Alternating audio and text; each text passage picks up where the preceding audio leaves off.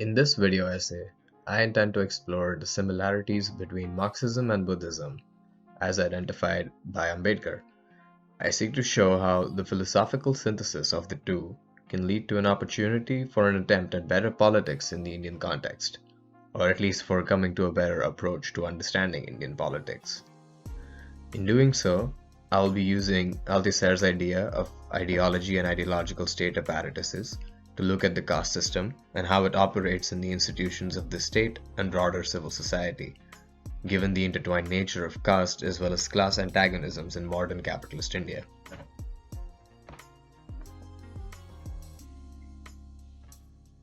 The caste system can also be referred to as Brahmanism, given the fact that it is the ideology of dominating all other castes under the uppermost Brahmin caste.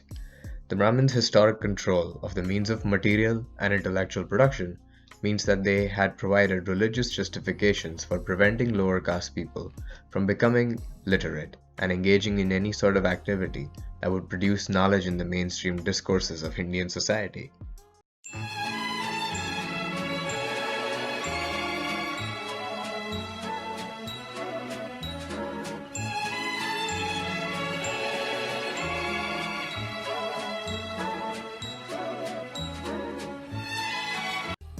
Theological justifications for this can be found in one of the most sacred texts of Hinduism, the Bhagavad Gita.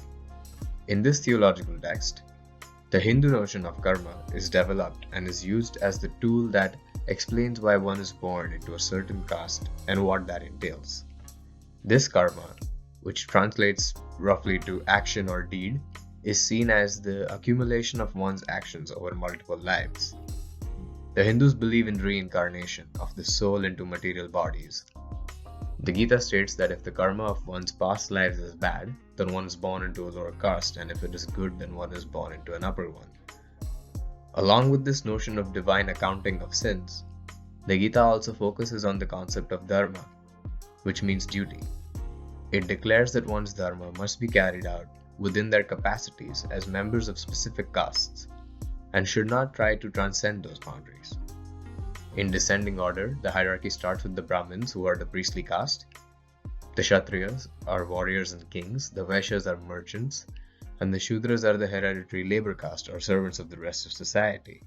The ones that are not included in this four-tier grouping, the outcasts, are the untouchables, today known as the Dalits.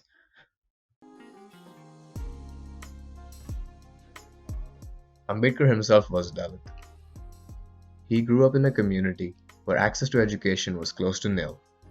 He was the first in his family to finish high school and go on to complete a university education.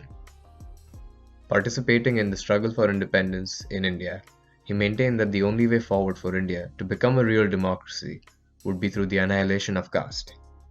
This was also a title of one of his most famous speeches, one that never got delivered and was instead published as a book.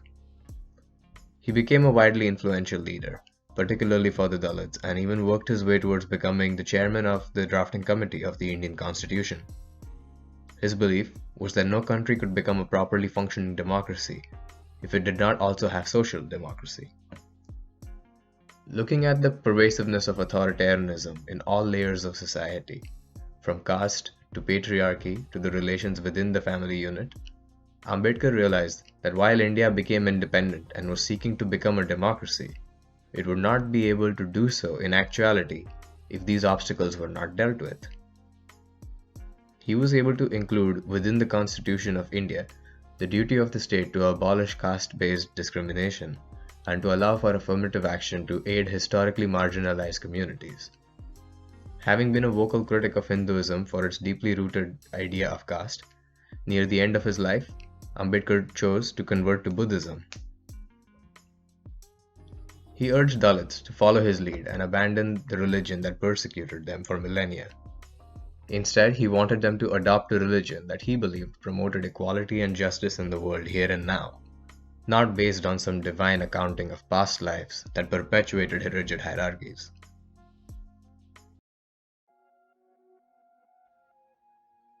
There has been a historical divide between followers of Ambedkar and the Marxists in India. Proponents of the former have accused rightfully so, the latter that they have genuinely failed to adapt their theories into an Indian context. The Marxists, while retaining the revolutionary theory of the class struggle, have failed to realize that their analysis remains based on a Eurocentric version of class analysis that pits humanity into two classes, the capitalists and the workers. Whereas the development of history in India through feudal society to capitalist society has occurred under the arrangements of caste, which forms the fundamental division of labor into four overarching segments and thousands of subsegments of society. In fact, as Ambedkar points out, the caste system is not merely a division of labor, but that it is also a division of laborers. The notion of mobility between classes that still functions to certain levels within the capitalist framework is alien to the notion of caste hierarchy. One is simply not allowed to be socially mobile between castes. One is born into a certain caste, and that is the designation that remains for the rest of their lives. Historically, upper caste men held the monopoly on access to the means of production. Here, there are certainly elements that can be explained using Marxist methodology. In his work, The German Ideology, Marx explained how the ruling ideas of any epoch are the ideas of the ruling class. This argument is easy to follow when one considers that the class that controls the means of production, which is to say the economy, will want to ensure the reproduction of the same circumstances that created and justified their class domination. Althusser developed this further in his understanding of ideology and what he called ideological state apparatuses, ISAs, that is, institutions that work to reinforce the current economic base of society. Ideology, according to Althusser, is the overarching system of making sense of the world within which an individual lives. One is assured that they are who they are, and that the world is what it is through ideology. It is the imaginary relationship of individuals to their real conditions of existence, a definition that draws from and further develops Marx's concept of false consciousness, the illusion that stops workers from realizing that they are in fact being oppressed and exploited. In the Marxist understanding, there are two categories that reciprocate and reinforce each other. These are the base and the superstructure. The base consists of the essential nature of the economy, for example, private property. The superstructure includes institutions such as the state, which reinforces the base, the right to private property, by providing it the ideological characteristic of being the legitimate way of doing things that must be maintained, even if it requires violence to be upheld. To ensure the stability to any social order, it must constantly recreate the conditions that make it the only viable option. To achieve this goal, the ruling class captures the ISAs such as universities and sites of religious power such as churches or temples. These institutions, which are the central units of cultural power and knowledge production, propagate ideology that seeks to maintain the caste system as well as the capitalist system as the base of modern Indian society. Under the current Hindu nationalist government of Prime Minister Narendra Modi and Bharatiya Janata Party, this fusion of caste and class hierarchies are becoming increasingly reified.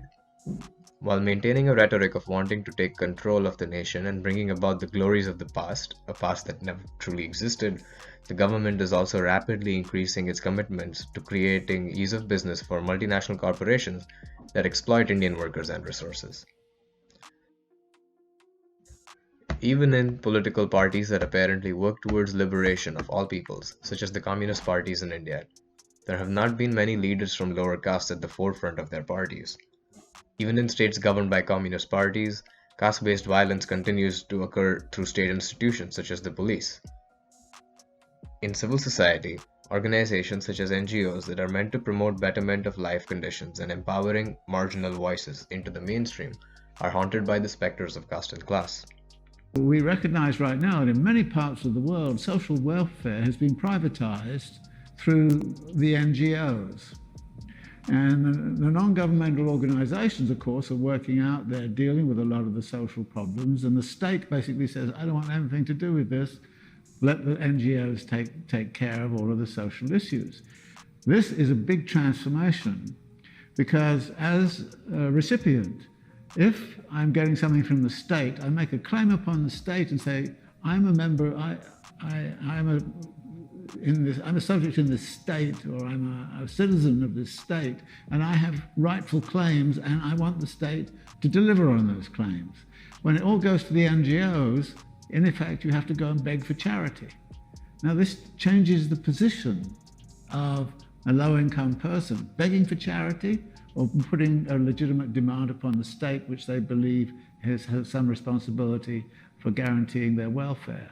So I think here too there is something which is saying there will not be a radical revolution in social relations without challenging that NGO structure, which is very difficult because there are a lot of progressive people in the NGOs. Most NGOs are complicit in reproducing the ideology of neoliberalism tied together with caste. The entire phenomenon of NGOs in developing countries has seen a boom since the liberalization of domestic markets in the respective countries. In India, this happened in 1991, when massive economic reforms privatized many previously nationalized sectors of the economy and allowed foreign investment into wide sections of the economy.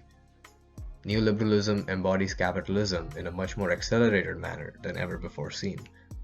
A Marxist analysis of neoliberalism can show us that by increasingly privatizing aspects of the state and broader community, it creates a privatization of social problems as well. Instead of making it incumbent upon the government to take care of its own citizens, the responsibility of providing the most basic forms of decent human livelihoods have to be sought after in the private sphere, or the benevolent NGOs.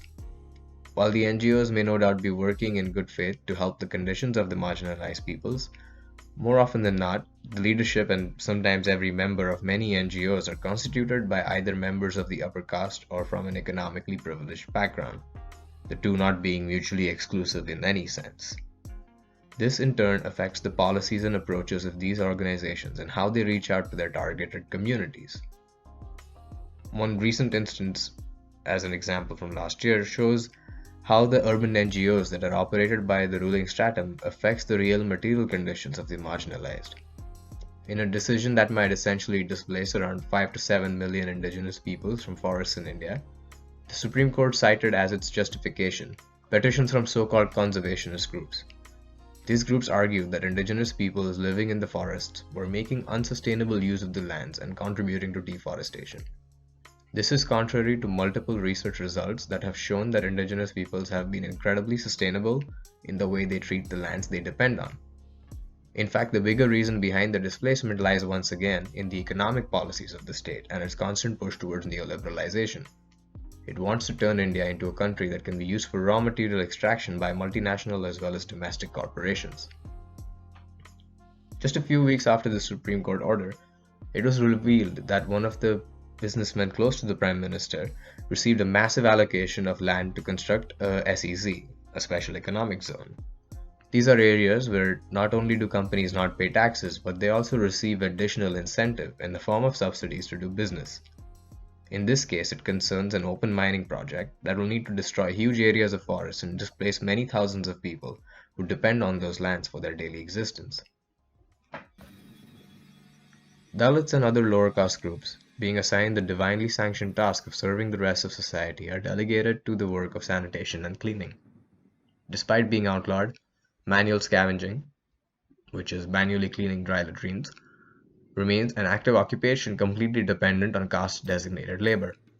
No matter how poor a Brahmin may be in society, he will not enter into sewers and sort through garbage and human excreta as his source of income. Official government data reports that between January 1st of 2017 and September of 2018, at least 123 people have died cleaning sewers and septic tanks at a rate of one death every 5 days. However, activists argue that this number is severely undercounted and that the real number is much higher. Once again, the work that should be the government's task, and is in fact enshrined in the Indian Constitution, has become the responsibility of actors in the private sphere through the forms of NGOs and other social organizations. The state underreports the findings to downplay the situation and avoid outrage. The mainstream media happily complies given its own caste biases and economic interests. Even if somehow news does cover these issues, it barely gets any airtime as news channels are owned by the economic elite who tend to control what journalists can cover.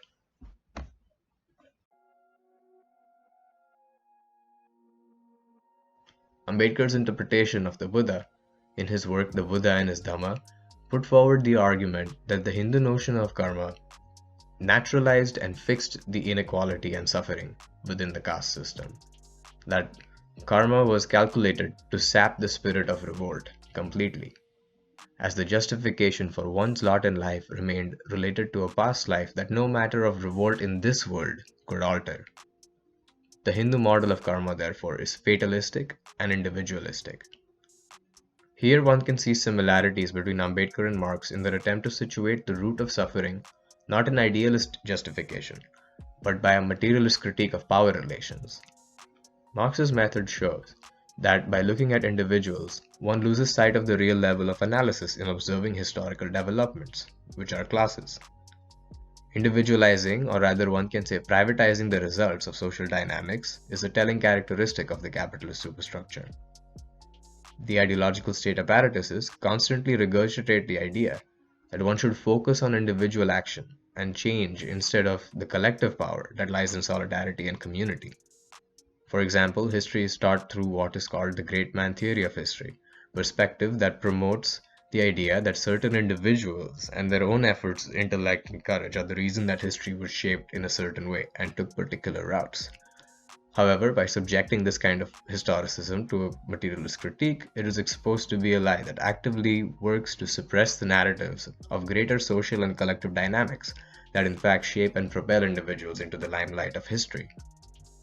For example, people in India, and particularly people not from India, tend to remember Gandhi as the primary actor for Indian independence struggles, while never recounting the countless grassroots collective actions of farmers, soldiers, and indigenous groups in resisting British colonialism.